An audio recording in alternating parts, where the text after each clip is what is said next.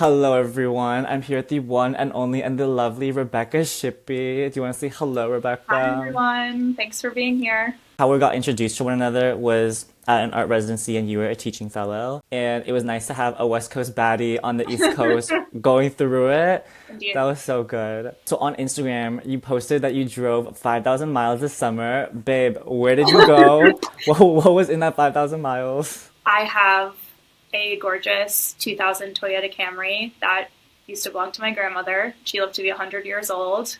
Bless. So I love that car. I would literally drive that car anywhere. And I did a residency in Florida that's called Atlantic Center for the Arts. After our session, are taking a break now.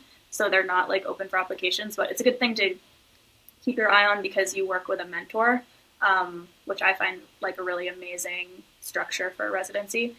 So I drove from New York to Florida.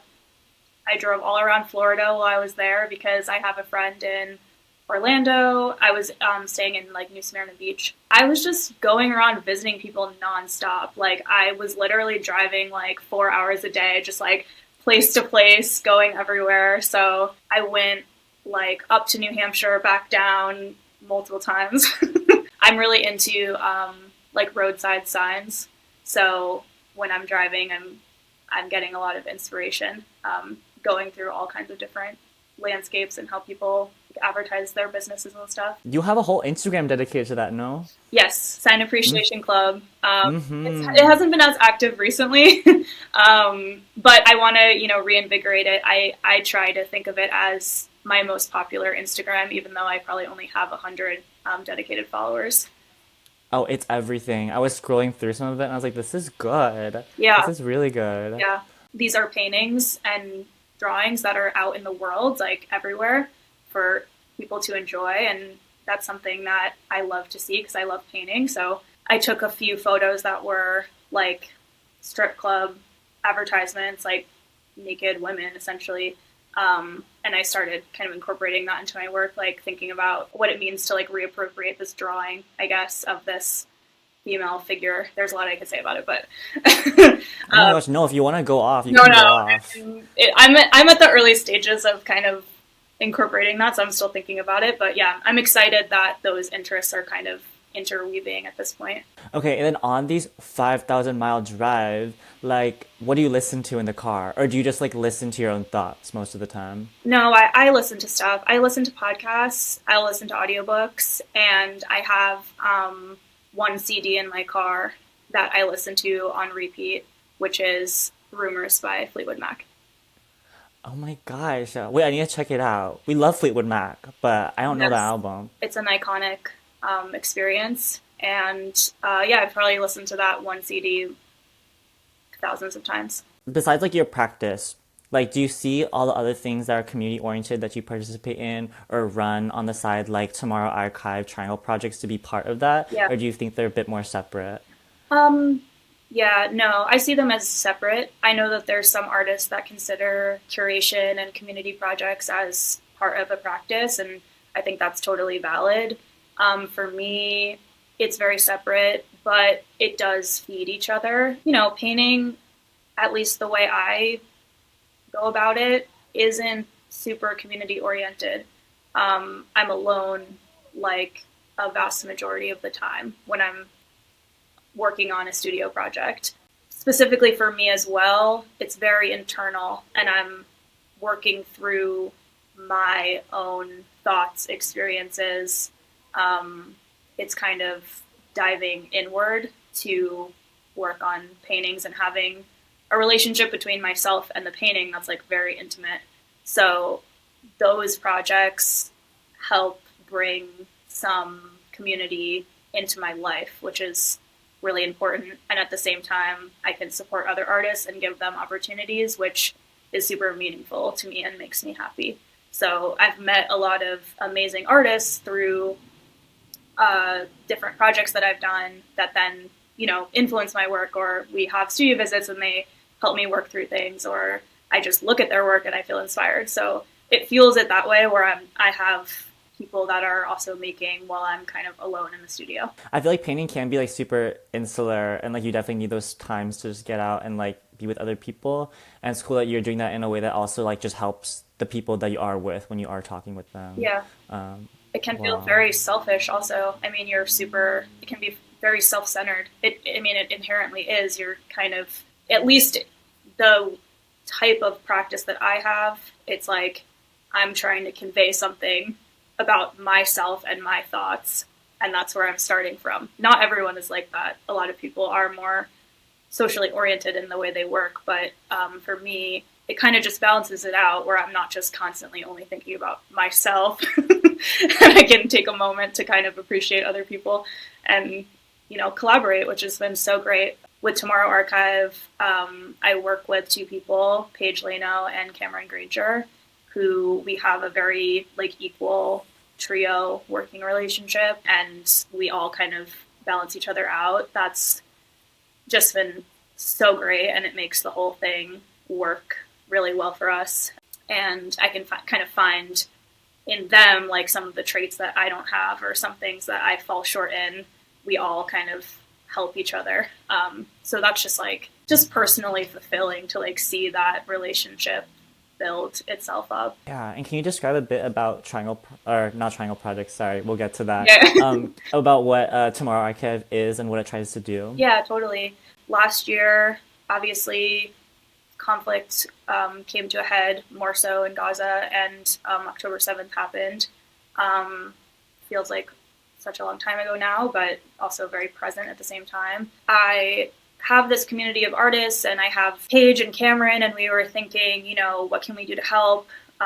We were thinking about doing an auction of artwork, but we kind of reached out to a couple people for advice, and we were kind of advised that's very complicated, a lot of moving parts, and it's just difficult to organize.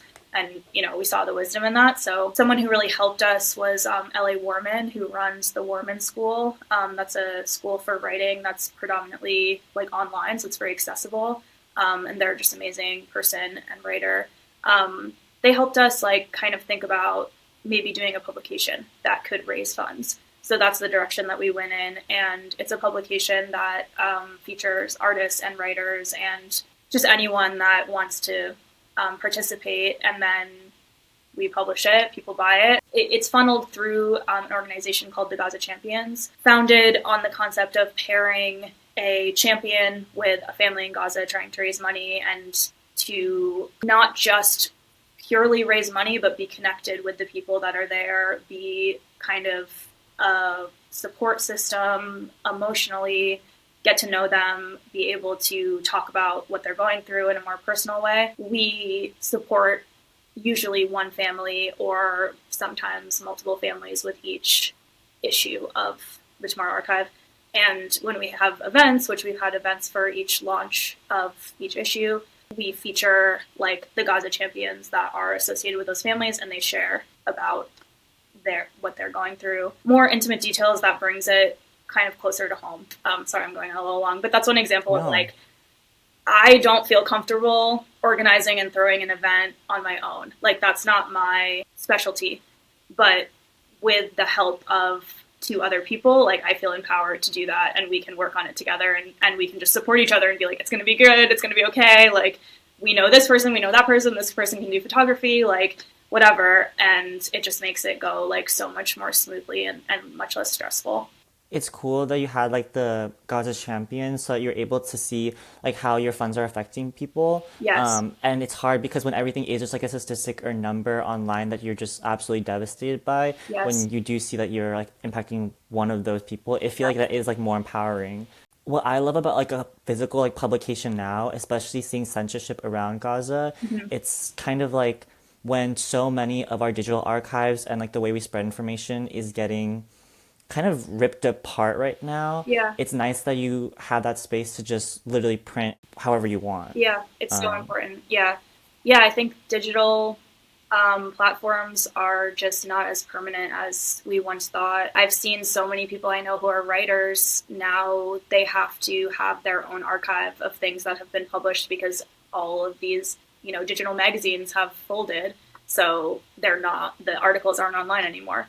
Wow. So print media can be actually one of the most lasting things, even though it seems more temporary, or it's ephemera essentially, but it can be very long lasting. We can always reprint also. Like we've done multiple reprintings when they've sold out.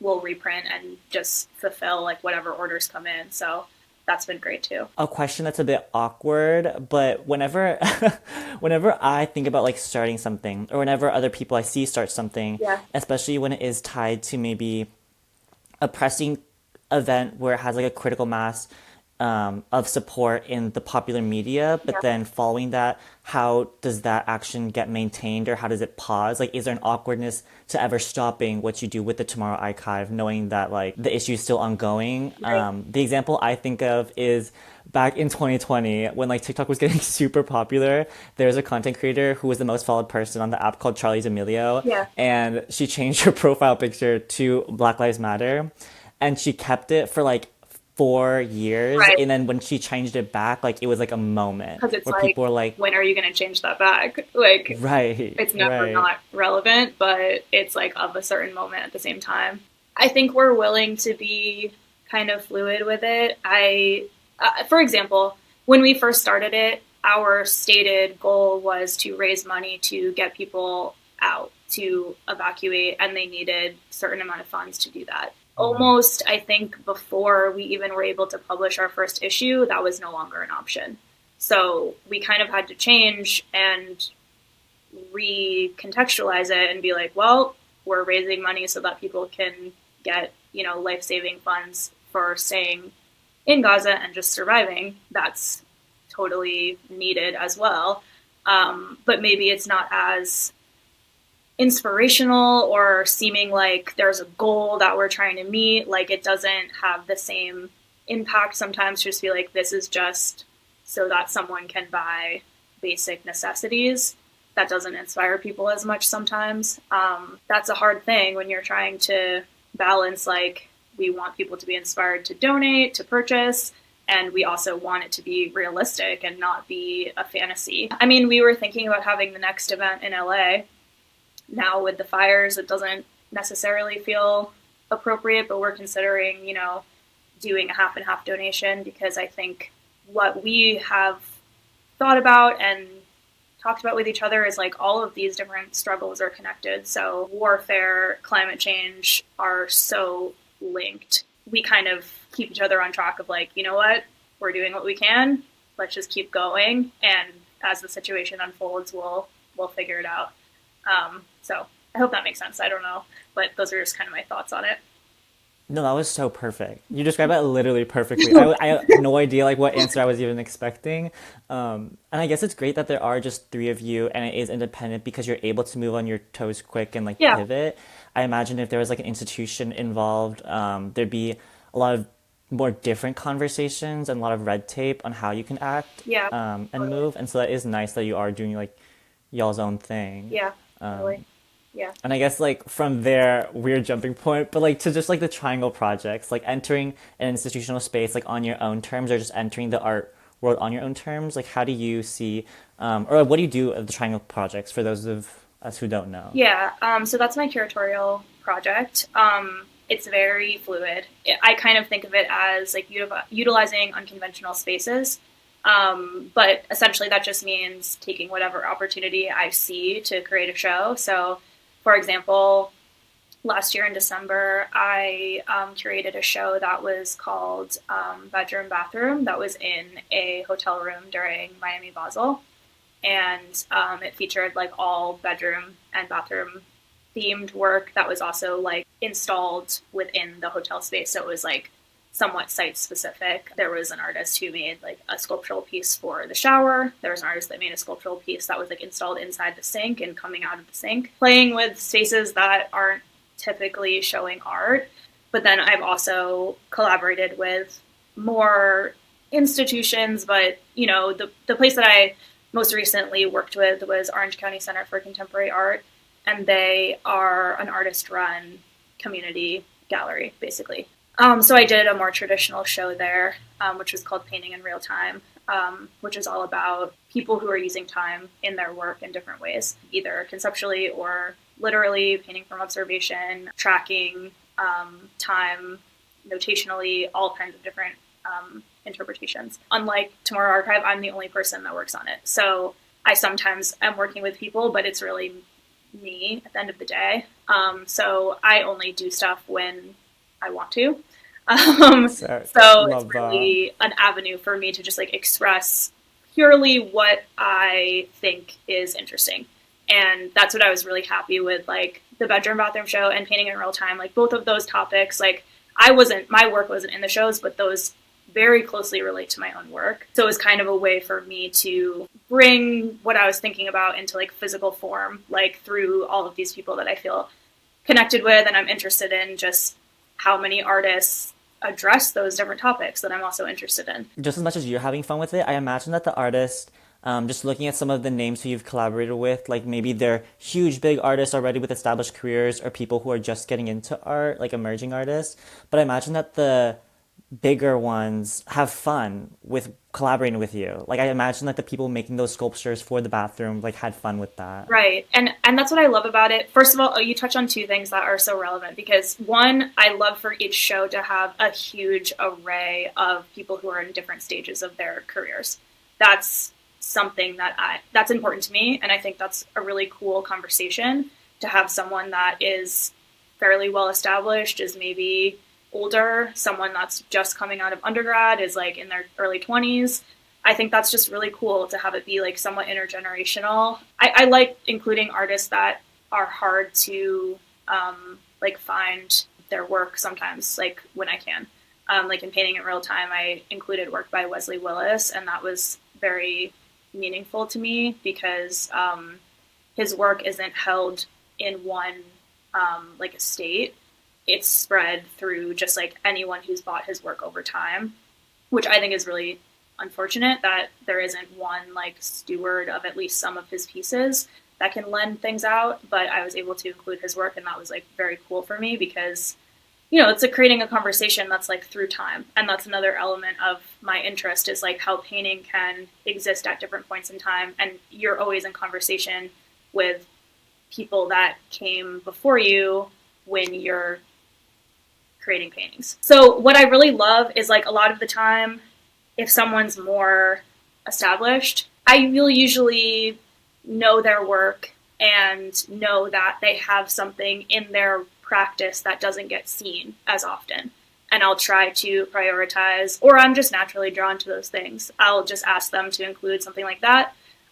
Someone who's like predominantly a painter to include a photograph. If I ask for that, it's an easier ask. Like that's not something that's typically on display, and it's something that's like fulfilling for them too, to be able to show that because no one else is necessarily even aware that that's a possibility. And it's super low stakes. I mean, I'm very upfront about that. I'm just like, this is low stakes. I'm not selling anything. I'm not trying to sell anything. I'm not trying to make it bigger than what it is. I just want it to be cool shows, and it's just me, and I'm not trying to like build it up to be something more than that. Like that attitude, it's not complacency. I feel like how some people would read it if they're like, I'm a go-getter, I just want to be at the top of my game. Yeah. It's like, no, this is actually a different feeling that's just more rooted in maybe like a grounded vibe. Right. Like, yeah. I don't have that ambition to make it some spectacular thing that grows and grows and grows like a typical gallery. Yeah, it just continues as whatever I'm thinking about it being, and maybe someday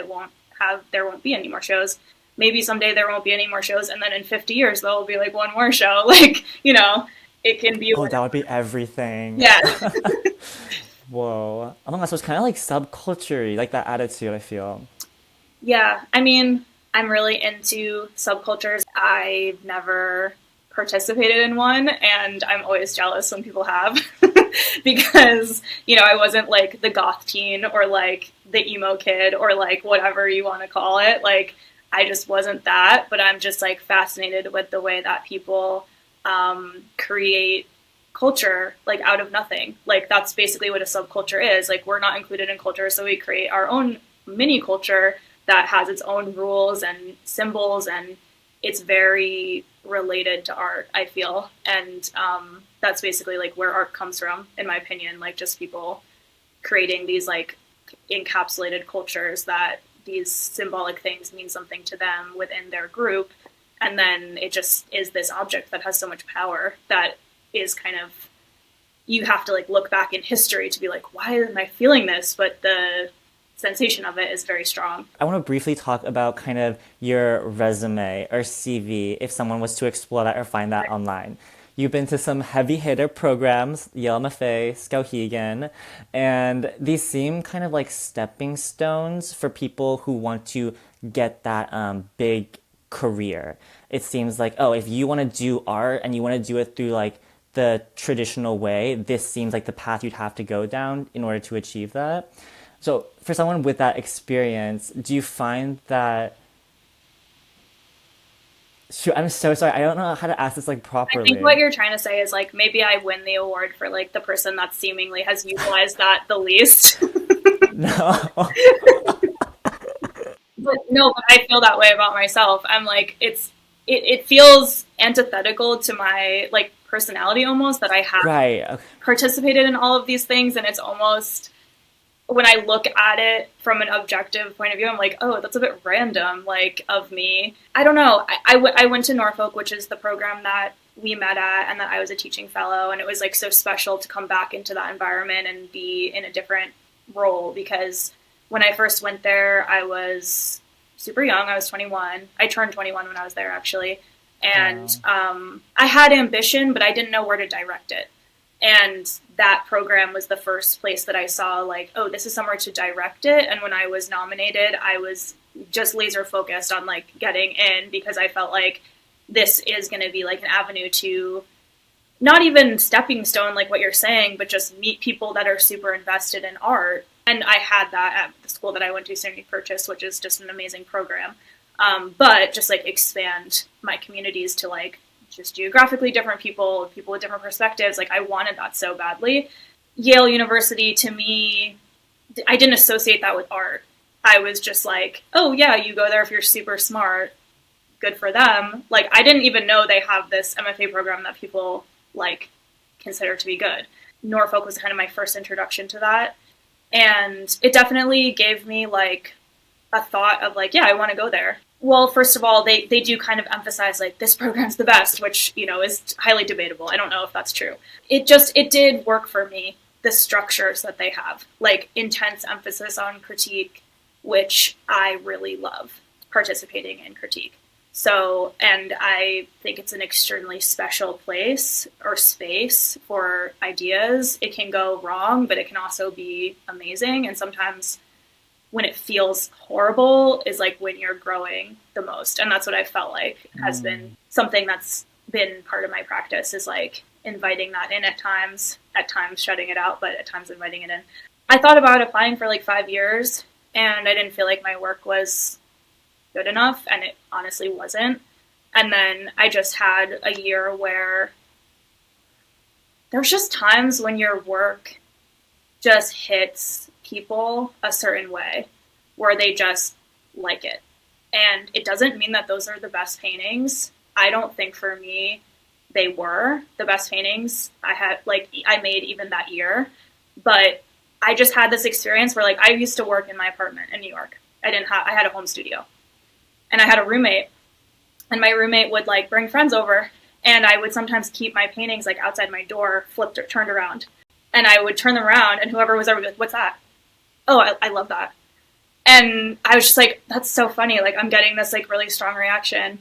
So I basically applied with that work and got into Yale and Skowhegan.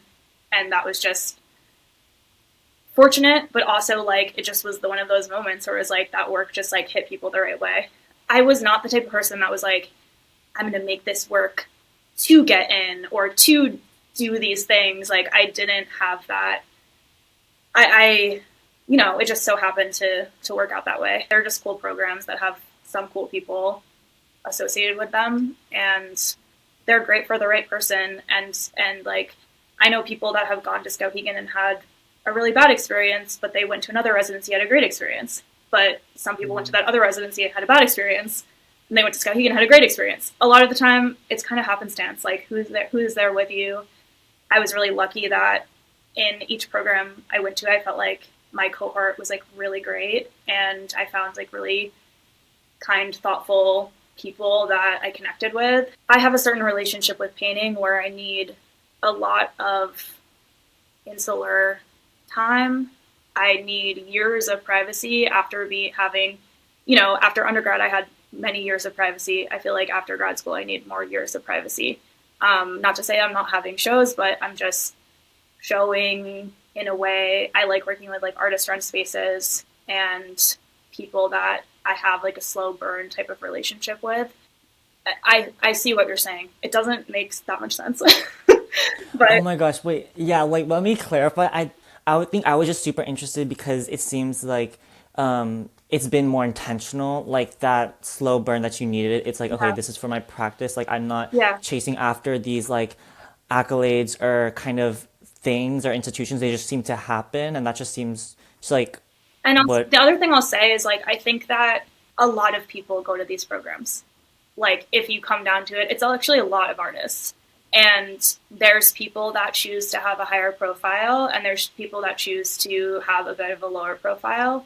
But the people that choose to have a higher profile are obviously have a higher profile. So then I think the assumption is like everyone who goes there has a high profile or like wants that.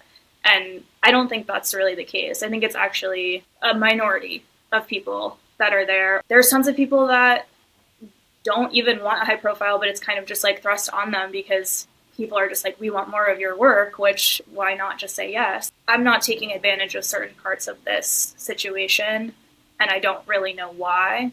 But now looking back, I'm thinking like, oh, that was just like my intuition, like telling me that I needed to go in a different direction or have the space to change my work. Because that's something that's really important to me is to always be able to evolve my work without outside pressure. And not to say like I'm turning down like tons of offers of money from people, but like, I haven't pursued that because for me it's important to just like I'll work a job and that's fine and I'll find the time to be in the studio. Those two things can coexist. There was a cool thing that we both lecture that we both saw at Norfolk, Morgan, and they were talking yes. about like what you ask your work to do for you and like where you ask your work to take you. And that like really hit me hard because I feel like that's been very true for me. Like I've asked my work to do a lot of things and it's kind of taken me into a lot of spaces, formed a lot of connections. Like it's been this great, powerful thing where I wouldn't have the same like social circle. I wouldn't have the same living situation. I wouldn't have anything that comprises my life. Like it's all about like painting and making connections through that. That's something that I'm like willing to put out there and be like, this is a driving force in my life. But to ask for it to support like a full career, that seems like too much, at least right now. The idea of having that pressure on my work is not necessarily generative. Like I think for a lot of people it is very generative. So yeah.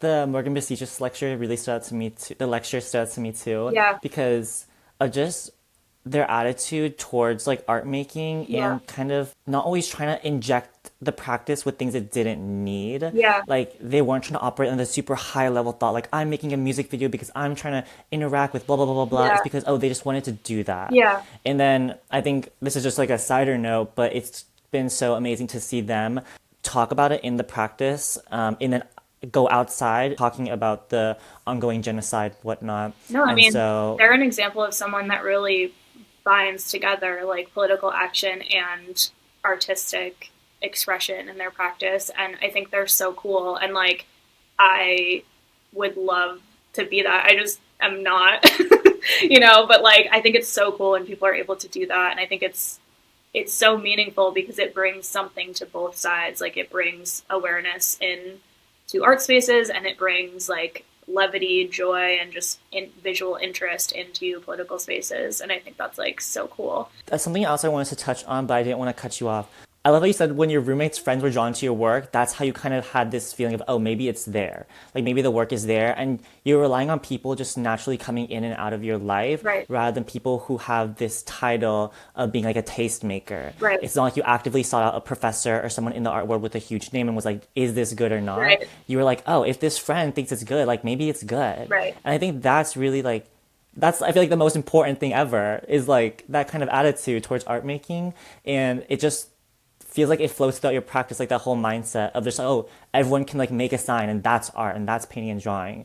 Or I'm going to give like a younger artist an opportunity to show with an older artist or like more established artist.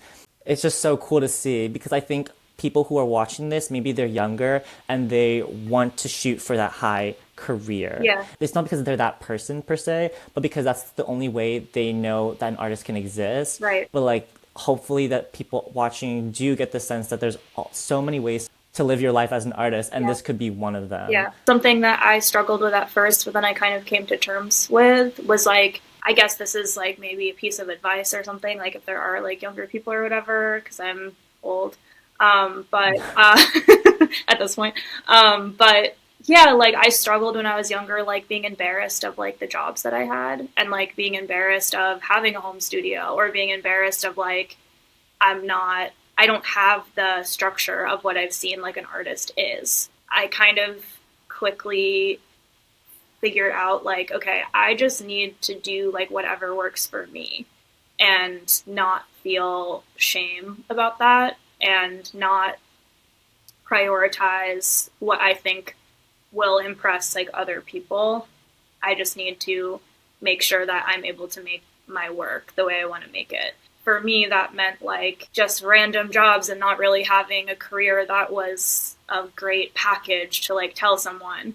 And that is like kind of a struggle when it's like year after year, you're like, yeah, I'm freelancing, I'm doing this random job, I'm doing that random job. It kind of makes you feel like, oh, I'm not very successful. But I think in the end, that's all that really matters. You have to see it as a long game. Like at the end of the day, people will think what you did was like the right thing because the results will come from like trusting yourself. And I think that's really important. Like now I look back and I'm like, oh, I was so silly for stressing out and wondering if I would ever get anywhere with anything and ever have a studio and ever, because now I do have some of those things. And I'm like, actually, it wasn't ridiculous for me to stress out about that stuff. Like, that was very realistic to my situation. I didn't know what was going to happen, but I had to just, like, it's, like, really simple. Just, like, trust your intuition, trust where things are, like, leading you. And when you look back, it's like, hindsight is 20/20. It's going to be like, oh, everything was put in place. Like, I did everything the way it was supposed to unfold. That's so special. That's, like, a great piece of advice for, I think, just everyone to hear.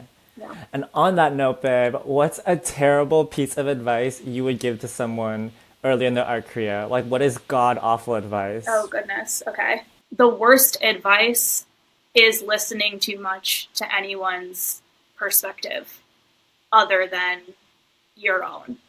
I think taking anyone's advice too seriously, I know I'm giving advice right now, but like taking anyone's advice too much to heart is the worst thing that you can do related to what I was just talking about. You can kind of listen to things, take things in, let them like pass through.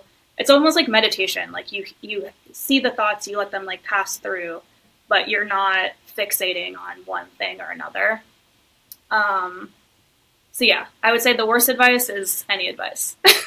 I feel like that makes sense with how you're talking about earlier, like you loved critique so much. Yeah. And, like you thought that was really valuable. But then there was times when like, yes, like maybe you needed that kind of critique, but then you're like, no, I need to step away sometimes and just like reflect and just like chill out. And that's part of why I love critique is because it's a process of community thought building. Like you're not listening to one person when you're in a critique space. It's actually kind of impossible to only listen to one person, even if you do ultimately think like, oh, one person's advice stuck out more, or not that it's advice, but more like perspective stuck out more. They were inspired by like all these other voices. And even if it's inspired to say something against them, it's still inspired. Like that's why I love that situation, because it's not one person's perspective. We're kind of building up to a perspective within the room. It's very unique and special. It's actually in our society where we're so in such individual lives and like we're kind of a bit separated sometimes from community, then coming together and being like, my perspective isn't the most important. It's kind of like what we come to as a group. Today, at least with my generation, it's like dialogue and discourse online is good enough when really it just seems like you're just transmitting a message back and forth. It's not like a conversation or truth building. I don't know if I like the word truth, but that's how people, I guess, like use it when they're like, oh, dialogue is the way to get to truth or arrive at truth. And no, dialogue is so important. Like those in-person conversations, like I think will be the most important towards resisting whatever is coming for us next. Yeah, totally. Yeah. I don't even, I think the SAT question's silly. I didn't take the Um, SAT, so because you didn't take the SAT? no, I didn't. I didn't Oh, mean to do the SAT for like the school that I was going to. I love So that. I don't know what I would get, honestly. I guess for context, y'all, we did like a little Oh yeah. preemptive like interview where I was just like listing the questions I was gonna ask, and one of them was gonna be like, if you were to take the SAT today, like what score do you think you'd get? But Probably I bad guess, because I probably wouldn't be prepared. I don't know. oh my God, babe, no, you would get perfect. I love that. I love that for you. Okay, where can they find and support you? Wow, support. Thank you. If you want to check out the Tomorrow Archive, you can go to thetomorrowarchive.com. If you want to check out Triangle Projects, you can go to triangleprojects.net. And if you Mm, want to check out my personal website, you can Google my name. epic, so epic. Thank you so much, Rebecca. This was so Thank special. you, Oh my Brett. gosh.